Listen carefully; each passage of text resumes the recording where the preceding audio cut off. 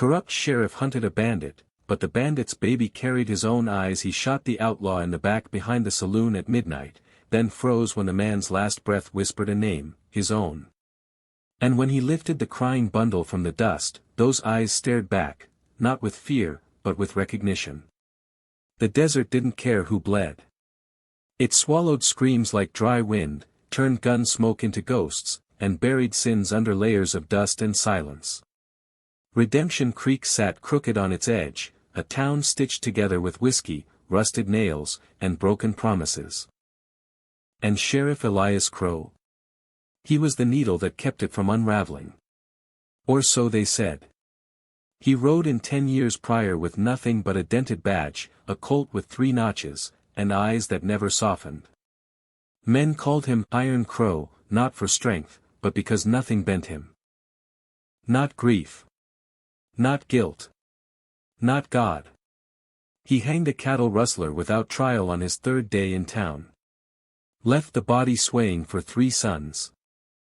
Said it was justice. The town nodded. They liked justice that didn't ask questions. But that night, the night of Silas Vale's death, even the desert held its breath. It was past midnight when Elias found him. Not in some canyon ambush or dusty showdown at high noon. No. Behind the Lucky Star Saloon, where the trash piled high and the rats grew fat. Silas was crouched beside a broken wagon wheel, cradling something small and wrapped tight against the cold. He didn't reach for his gun. Didn't even turn. Just rocked back and forth, humming low, like a lullaby meant for ghosts. Elias didn't announce himself. Didn't give a warning. He never did. The gunshot cracked like a whip across the stillness. Silas jerked, stumbled forward, then collapsed into the dirt, arms flung wide, but not before the bundle tumbled free. It cried then. Not loud. Not desperate. Just a thin, trembling wail that cut through Elias like a dull blade. He stepped closer, boots crunching on gravel, breath steaming in the chill. The outlaw lay still, blood pooling slow and black under moonlight. But Elias didn't look at the body. He looked at the child. No bigger than a sack of flour. Swaddled in a wool shawl, stained crimson near the shoulder. Probably from Silas. Probably not. The baby blinked up at him, cheeks streaked with dirt and tears. And then, Elias's breath caught. Those eyes. Pale green. Flecked with gold. Like sunlight through bottle glass. Like his own eyes staring back from a cracked mirror. He'd seen them before. Long ago. On a woman who'd laughed with her whole body, who braided wildflowers into her hair, who vanished one spring morning with nothing but a note and a broken locket. Lena. His Lena. The wind picked up then, howling down from the ridge like it knew what he was thinking. Elias swallowed hard, throat dry as sun-baked leather. He glanced around. No witnesses. Just the saloon's back door, swinging lazy on its hinges. Just the distant clink of glass and drunken laughter. Just the stars, cold and silent above. He should have left it there. Should have ridden back to his empty house, poured himself a drink, and let the coyotes take what was left by dawn. But he didn't. He bent down. Scooped the child into his arms. Felt the tiny heartbeat hammering against his chest, fast, scared, alive. The baby didn't struggle. Just stared. Those eyes. Always those eyes. Damn you, Silas, Elias whispered, voice rough as gravel. What game is this? He carried the boy into town like a thief stealing his own shadow. Past the general store with its peeling paint. Past the blacksmith's, cold and dark. Past the church where the bell hadn't rung in years. Windows stayed shuttered. Doors stayed locked. But he felt them watching. Always watching. At the jailhouse, he kicked the door open, carried the child inside, and set him down on the cot, the same cot where drunks slept off their sins and prisoners waited for the noose. He lit the lantern. The flame flickered, casting long, trembling shadows on the walls. He unwrapped the shawl. Tucked inside, beneath the blood and grime, was a scrap of paper. Folded twice. Smudged with dirt. Elias opened it with fingers that wouldn't stop shaking. 2 words, written in faded ink, "He's yours." The lantern sputtered. Outside, a dog barked. Then silence. Elias sat down hard on the wooden stool, the note crumpled in his fist. The baby, no, his baby, whimpered again, tiny fingers curling in the air. Searching. Always searching. He should have burned the note. Should have drowned the truth in whiskey and let the desert take the rest. But he didn't. He tucked the paper into his vest pocket. Right over his heart. And when the boy finally slept, Elias didn't move. Didn't breathe. Just watched him, watched those eyes, closed now, dreaming whatever infants dream, and felt something inside him crack open. Not mercy. Not love. Guilt. Old. Deep. Buried. And hungry. The wind rattled the shutters. Somewhere far off, a train whistle moaned across the plains, lonely, lost, heading nowhere good. Elias rested his forehead in his hands. He'd spent 10 years building a name on fear. Now, a child with his eyes would tear it all down. And he'd let him. The jailhouse wasn't built for lullabies. Its walls were made for groans and curses, for the clink of chains and the thud of boots dragging men to their fate. The cot smelled of sweat and old blood. The floorboards creaked under the weight of regrets. And the single-barred window? It let in moonlight, but never mercy. Yet there Elias sat, night after night, rocking in a chair that still carried the ghost of its last owner. Deputy Harlan's widow had left it behind when she fled town after the hanging. The wood was worn smooth where her hands had gripped it, praying for a miracle that never came. Now Elias gripped it too. Not praying. Just, holding on. The boy, he still didn't have a name Elias dared speak aloud, slept curled against his chest, wrapped in a clean blanket stolen from the general store's back shelf. He breathed slow and even, lashes dark against cheeks still too thin. But when he woke, those eyes opened like doors to a room Elias had boarded up long ago. Green. Gold. Unblinking. Elias tried not to look too long. He fed the boy broth from a bent tin spoon, dribbling half of it down the child's chin. He changed the rags they used for diapers, grimacing at the smell, hands clumsy and unsure. He boiled water over the stove in the corner, the same stove where he heated coffee and sometimes beans, never imagining it would one day steam with baby clothes. The townsfolk noticed. Of course they did. Redemption Creek had 3 speeds, slow, slower, and dead. A grown man carrying an infant through the street like a sack of flour. That was news. Worse, it was mystery. And in a place where secrets were currency, Elias had just minted a fortune. Mrs. Gable from the bakery brought bread the next morning, still warm, crust crackling under wax paper. For the little one, she said, eyes darting from the child to Elias's face, then quickly away. She didn't ask whose he was. Didn't ask why Elias was raising him in a jail cell. Just smiled too wide, teeth yellowed by years of chicory coffee, and left before he could thank her. That afternoon, young Tommy Briggs, the blacksmith's boy, left a carved wooden horse on the jailhouse step. No note. No knock. Just the horse, one ear chipped off, lying in the dust like an offering to a god no one believed in anymore. Even Reverend Pike stopped by, Bible tucked under his arm like a shield.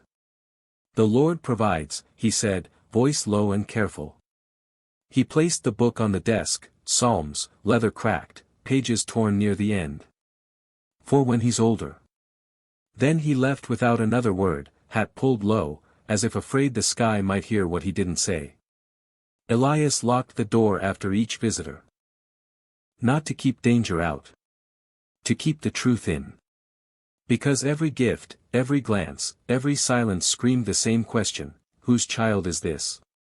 And Elias knew, if they ever pieced it together, if they ever whispered the name Lena Vale loud enough for the wind to carry, he wouldn't need a noose. The town would bury him with their tongues. He started sleeping with his revolver under the cot. Not because he feared thieves. Because he feared himself. The dreams came then. Not every night. But often enough to carve hollows under his eyes. He'd see Lena, not as she was when she left, bitter and broken, but as she'd been before. Laughing by the creek, barefoot in the shallows, sunlight catching in her hair like sparks. She'd turn to him, smile wide, then point behind him. He'd turn. And there Silas would stand, not dead, not bleeding, just watching. Silent. Smiling. Holding the baby. Then the dream would shift. He'd be back behind the saloon. Gun in hand. Smoke curling from the barrel. And this time, when Silas fell, he'd whisper not Elias's name, but the boy's. Micah. The name slithered into Elias's waking hours. He caught himself mouthing it when he thought no one was listening. Micah. It meant, who is like God, according to the preacher's Bible. Irony thick enough to choke on. He started saying it aloud when the boy slept. Micah, he'd murmur, brushing a calloused thumb over the child's forehead. You ain't supposed to be here. But the boy was. And he grew. Not fast, nothing did in the desert, but steady. He learned to sit up. To reach for Elias's badge with chubby fingers. To babble nonsense that sounded, sometimes, like half-remembered words. And still, he never cried. Not when he fell off the cot. Not when Elias accidentally pinched his skin while fastening a button. Not even when thunder cracked overhead like God slamming a door. He just watched. Always watching.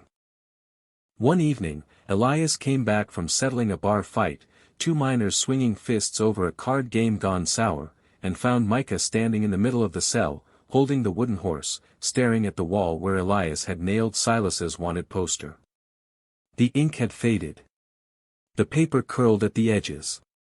But the face was still clear, sharp jaw, narrow eyes, a smirk that had haunted half the territory.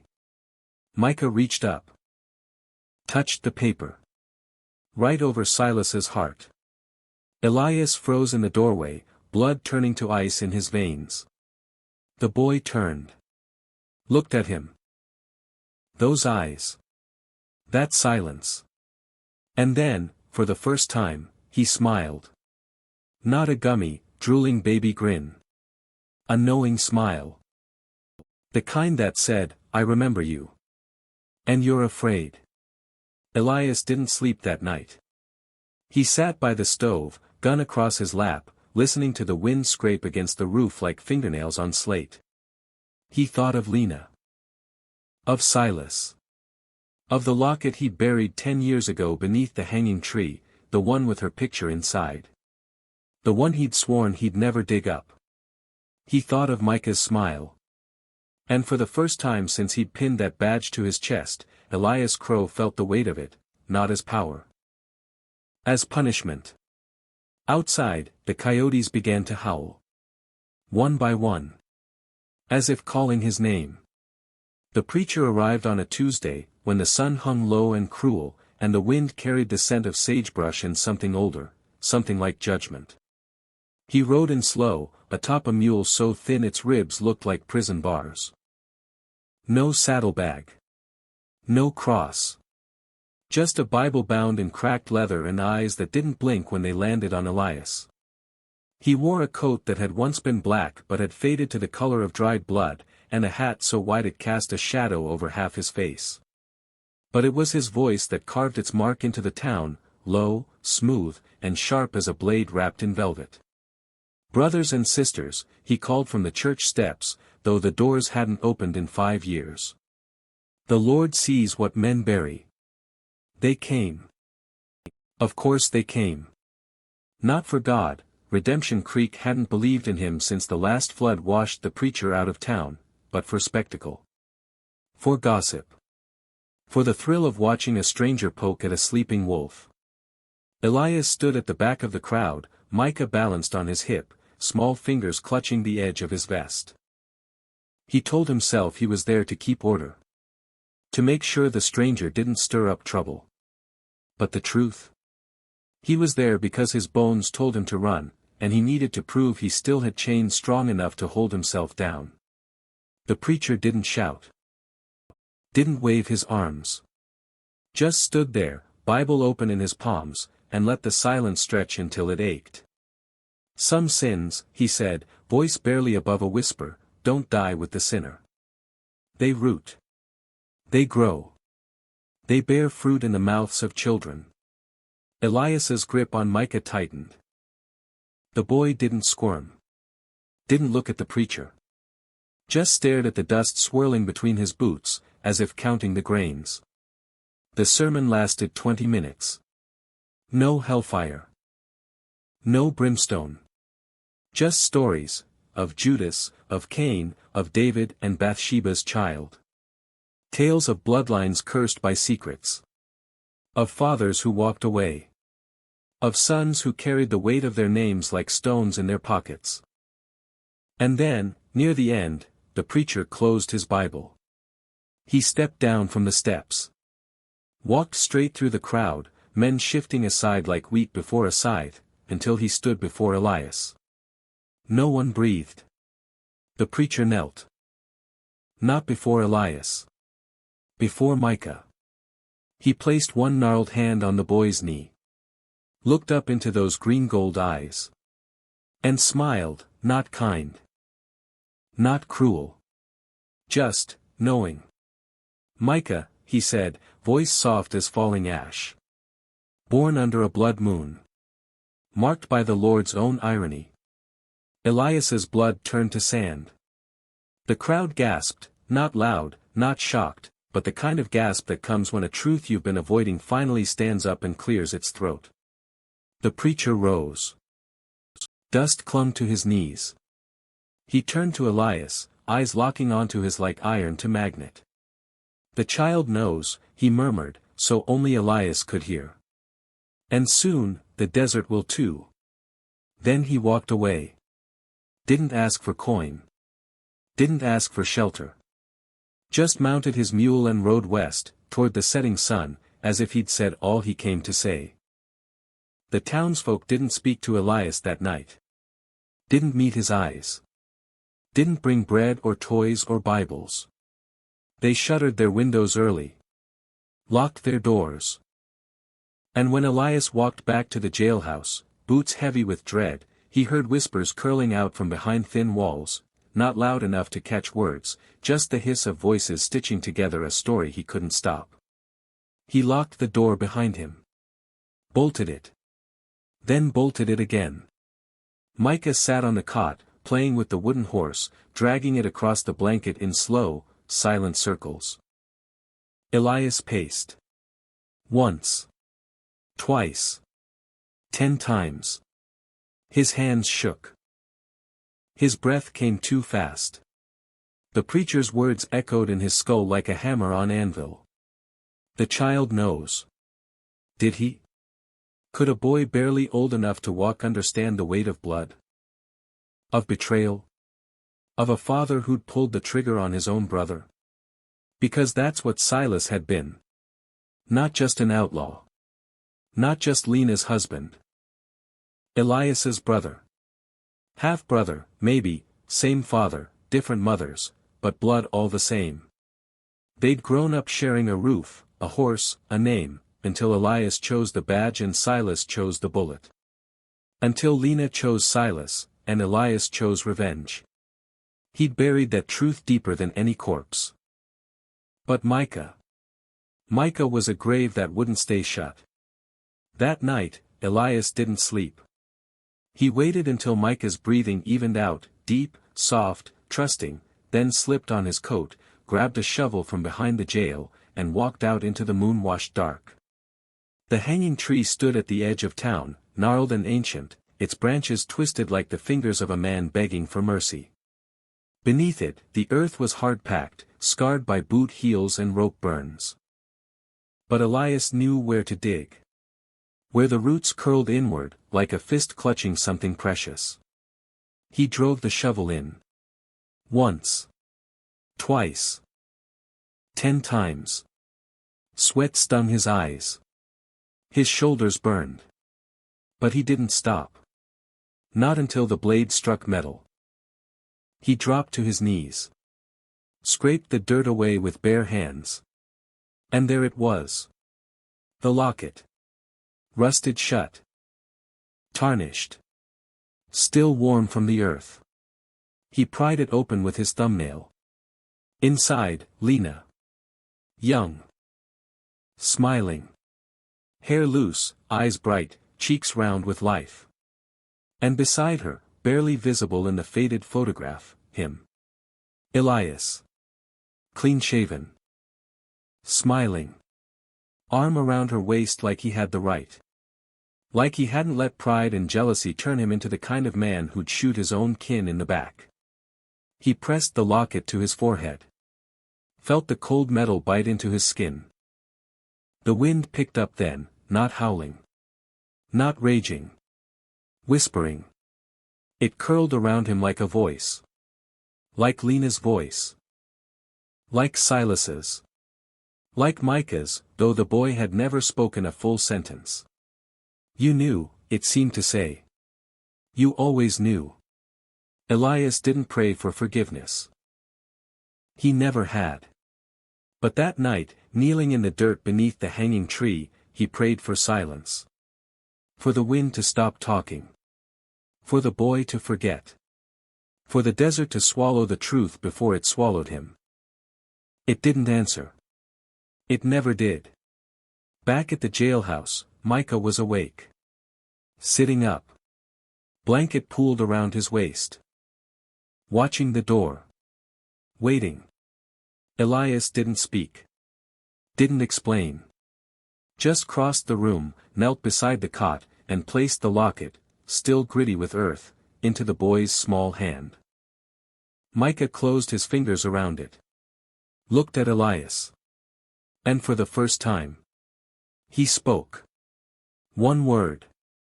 Soft. Clear. Certain. Papa. Elias didn't correct him. Didn't say, Sheriff. Didn't say, Sir. Didn't say anything at all. He just sat there, in the dark, listening to the wind scratch at the walls, and wondering which grave he'd have to dig next. The boy turned 10 the day the dust turned red. Not the usual pale gold that hung in the air after a dry wind, this was thick, coppery, clinging to skin and windowsills like dried blood. The sky bruised purple by noon. Horses stamped and snorted in their stalls. Even the dogs stayed under porches, ears flat, eyes wide. The desert was holding its breath. Again. Micah didn't seem to notice. He sat on the jailhouse steps, knees drawn to his chest, drawing shapes in the dirt with a stick, circles, lines, something that might have been a horse, or maybe a gallows. He'd grown quiet over the years. Not sullen. Not shy. Just, still. Like a pond with no ripples. He spoke when spoken to. Obeyed without question. Helped Elias sweep the cells, fetch water, even clean his gun, though Elias always watched his hands when he did. The townsfolk treated him like a ghost they were afraid to acknowledge. They nodded when he passed. Said morning without meeting his eyes. Gave him candy at Christmas, store-bought, wrapped in wax paper, then hurried away like they'd just touched fire. Only the preacher's words still clung to the air, whispered now and then when the wind dipped low, marked by the Lord's irony. Elias tried to drown it in routine. Patrols at dawn. Coffee black as pitch. Whiskey at dusk, 1 glass, never 2.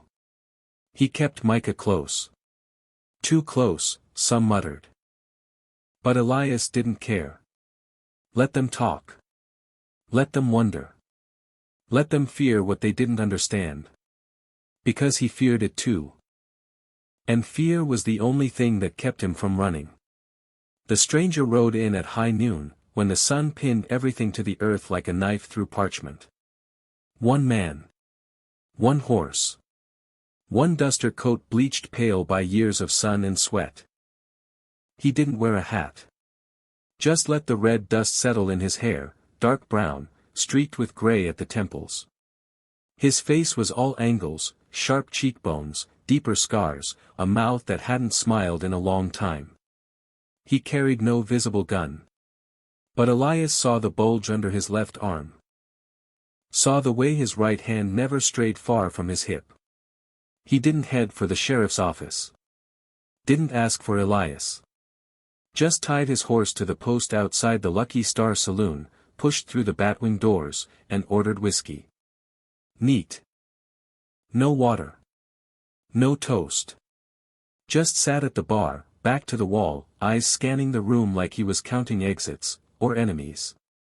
Elias watched from across the street, Micah beside him, holding the reins of their mare. "Who's that?" Micah asked. First full sentence he'd spoken all week. "Don't know," Elias lied. But he knew. He knew the slope of that jaw. The way the man held his shoulders, not stiff, not relaxed, but ready. Like he'd spent a lifetime waiting for the moment the world would try to break him again. He knew that face. It haunted his dreams. Silas Vale had a brother. Not Elias. Another. Younger. Wilder. Name was Caleb. Last Elias heard, he'd ridden south after Silas's death, swearing he'd find the man who killed him, or die trying. Looks like he'd done neither. Looks like he'd waited. And now, on Micah's 10th birthday, he'd come to collect. Elias waited until Micah went inside to fetch his sketchbook. The boy had taken to drawing people, places, things he'd never seen, like he was remembering them, then crossed the street, spurs silent in the dust. He pushed through the saloon doors. The room went quiet. Not the hush of respect. The hush of dread. Caleb didn't turn. Just lifted his glass. Drank slow. Set it down. Then, finally, looked up. Their eyes met. No words. No threats. Just recognition. And something worse, understanding. "You're early," Elias said, voice low. Caleb's lips twitched. Not a smile. A ghost of one. "Been 10 years, Sheriff." "I'd say I'm late." Elias didn't sit. Didn't order a drink. Just stood there, hands loose at his sides, muscles coiled like springs. "You here to finish what your brother started?" Caleb chuckled. Dry. Empty. Silas never started nothin' he couldn't walk away from. 'Cept maybe Lena. The name hit Elias like a fist to the gut. He didn't flinch. Didn't blink. But his fingers twitched, just once, toward his holster. Caleb saw it. Shook his head. "Relax, Elias. I ain't here to shoot you." "Then why are you here?" Caleb reached into his coat. Elias tensed. Felt the weight of his colt against his thigh. But Caleb didn't pull a gun. He pulled a photograph. Small. Faded. Edges curled with age. He slid it across the bar. Elias didn't want to look. Didn't want to see. But he did. And the world tilted. There she was. Lena. Hair loose. Laughing. Sunlight catching in her eyes like sparks on water. And beside her, arm around her waist, head tilted close, smiling like he hadn't a care in the world, was him. Young Elias. Clean-shaven. Unburdened. Happy. Before the badge. Before the bitterness. Before the bullet. Behind them, barely visible, stood a boy, no older than 12. Skinny. Grinning. One arm slung over young Elias's shoulder. Caleb. The photograph was taken the summer before everything broke. Before Lena chose Silas. Before Elias chose vengeance. Before the desert swallowed them all. Elias's throat tightened. He couldn't speak. Couldn't breathe. Caleb leaned forward. Voice dropped to a whisper only Elias could hear. That's the last picture ever took of us. Before you turned your back on family. Before you put that bullet in Silas's spine. Before you took his boy and called him yours. Elias finally found his voice. He is mine. Caleb's eyes hardened. Blood don't lie, Sheriff. But men do. And you? You built a whole damn town on yours. Outside, Micah appeared in the doorway, sketchbook in hand, squinting against the red glare. Caleb saw him. His face softened. Just a little. He stood. Slow. Deliberate. Walked around the bar. Stopped a few feet from Elias. Didn't look at him. Looked past him. At Micah. Then he knelt. Right there. In the sawdust and spit and spilled whiskey. He opened his arms. Not to fight. To welcome. Micah, he said, voice rough with something Elias hadn't heard in years, love. You look just like her. Micah didn't move. Didn't run. Didn't hide. Just stared. Those green gold eyes. Always those eyes. Then, quietly, like he'd known the word all his life, he spoke. Uncle. Caleb's breath hitched. He nodded. Once. Yeah, boy. Uncle Caleb. The saloon stayed silent. Not a glass clinked. Not a man breathed.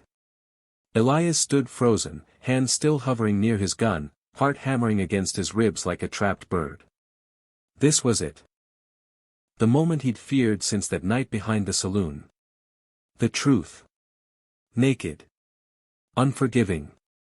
But no shot rang out. No fist flew. Caleb rose. Looked at Elias, not with hate. Not with triumph. With pity. You raised him, he said. That's something. But you ain't his father. And you never will be. He turned. Walked past Elias. Stopped beside Micah. Placed a hand on the boy's shoulder. Squeezed gently. Come on, son, he said. Let's get you something to eat. And then, we got a lot to talk about. Micah didn't look back at Elias. Didn't say goodbye. Just followed Caleb out into the red dust, small hand slipping into the stranger's larger one like it belonged there. Like it always had. Elias didn't chase them. Didn't call out. Just stood there, in the silence of the saloon, staring at the photograph still lying on the bar. He picked it up. Traced Lena's smile with his thumb. Then, slowly, tore it in half. Kept the side with Micah. Left the rest on the wood. And walked out into the dust. The wind had picked up. Howling now. Not with rage. With grief. And somewhere in the distance, a train whistle moaned, long, low, lonely. Heading west. Where Micah was going. Where Elias couldn't follow. They buried Elias at dawn beneath the hanging tree, no headstone, no prayer, just Micah placing a single unfired bullet atop the dirt, the one Elias kept loaded for himself, every night, for 10 years. The desert doesn't mourn. It doesn't lower flags or toll bells or drape black cloth over doors. It just keeps breathing, slow, dry, indifferent. Wind still scours the ridges. Coyotes still sing to the moon. The sun still bleaches bone and memory alike until nothing's left but dust and silence. But Redemption Creek? It held its breath. Not out of grief. Not out of guilt. Out of awe. Because Elias Crow, Iron Crow, the man who hanged thieves without trial and slept with a gun under his pillow, didn't die in a shootout. Didn't die with boots on. Didn't die cursing God or begging mercy. He died on his knees. In the dirt. Digging his own grave.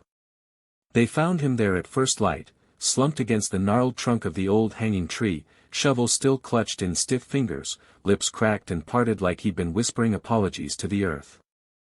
His eyes, those pale green, gold-flecked eyes, were open. Staring at nothing. Or maybe everything. No one knew how long he'd been there. The night had been cold. The wind sharp. But no one heard him. No one saw him. Not the drunk stumbling home from the saloon. Not the widow who kept watch from her upstairs window. Not even the stray dog that usually barked at shadows. He'd gone out alone. Dug alone. Died alone. And when the sun finally crested the ridge, painting the world in pale gold and long blue shadows, Micah was the one who found him. Not Caleb. Not the town doctor. Not the reverend, who'd returned just yesterday, drawn back like a vulture to fresh sorrow. Micah. 12 now. Tall for his age. Quiet as ever. He stood at the edge of the shallow hole Elias had carved, not deep enough for a coffin, just deep enough to hold a man who didn't want to be found, and looked down at the body without flinching. No tears. No scream. No trembling lip. Just silence. And those eyes. Always those eyes. Caleb came running when he heard, boots pounding across hardpan, voice hoarse with panic. He skidded to a stop beside Micah, chest heaving, face pale under the morning light. He dropped to his knees beside his brother's killer, his nephew's keeper, and pressed 2 fingers to Elias's neck. Nothing. He closed Elias's eyes with a gentleness no one in Redemption Creek would have believed he possessed. Then he looked at Micah. "You knew," he whispered. Micah didn't answer. Not with words. He reached into the pocket of Elias's coat, the same coat he'd worn every day since Micah could remember, and pulled out a single Colt bullet. Nickel-plated. Unfired. Kept polished. Kept ready. The suicide round. The mercy bullet. The one Elias had carried every night since the boy came into his life, not to kill anyone else. To kill himself. If it ever came to that. Micah turned it over in his palm. Felt its weight. Its cold promise. Then he stepped to the edge of the grave. And dropped it in. It landed with a soft clink against Elias's chest. Caleb sucked in a breath. "Boy, you don't gotta do this." Micah looked at him. He dug it. "I'll finish it." And he did. Shovelful by shovelful, he filled the grave. Didn't let anyone help. Didn't speak. Didn't cry. Just worked, shoulders straining, breath steady, face streaked with sweat and dust. The townsfolk gathered at a distance. Watching. Whispering. Some brought shovels. He shook his head. Some brought water. He ignored it. Some brought prayers. He didn't hear them. By noon, the grave was sealed. No marker. No name. No dates. Just raw earth, patted smooth by small, determined hands.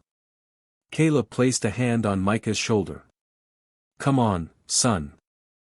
Let's get you cleaned up." Micah didn't move. Not right away. He stood there, staring at the dirt, as if waiting for it to speak. As if waiting for Elias to rise up, dust himself off, and say it was all a test, a cruel, twisted lesson in loyalty, in blood, in what it meant to be a father. But the earth stayed silent. The wind didn't even sigh.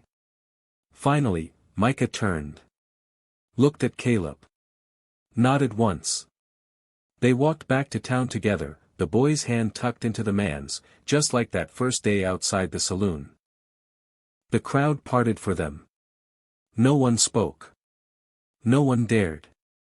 That night, Caleb packed their things, 2 saddlebags, 1 rifle, a canteen, and Micah's sketchbook, filled now with drawings of a man with green gold eyes and a badge that never gleamed. They planned to leave at dawn. Head west. Find a place where no one knew their names. Where no one whispered about blood or bullets or buried sins. But Micah didn't sleep.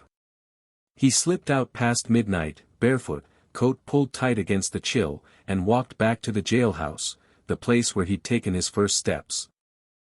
Where he'd learned to hold a spoon, to tie his boots, to load a gun. Where Elias had rocked him to sleep in a chair that still smelled like grief.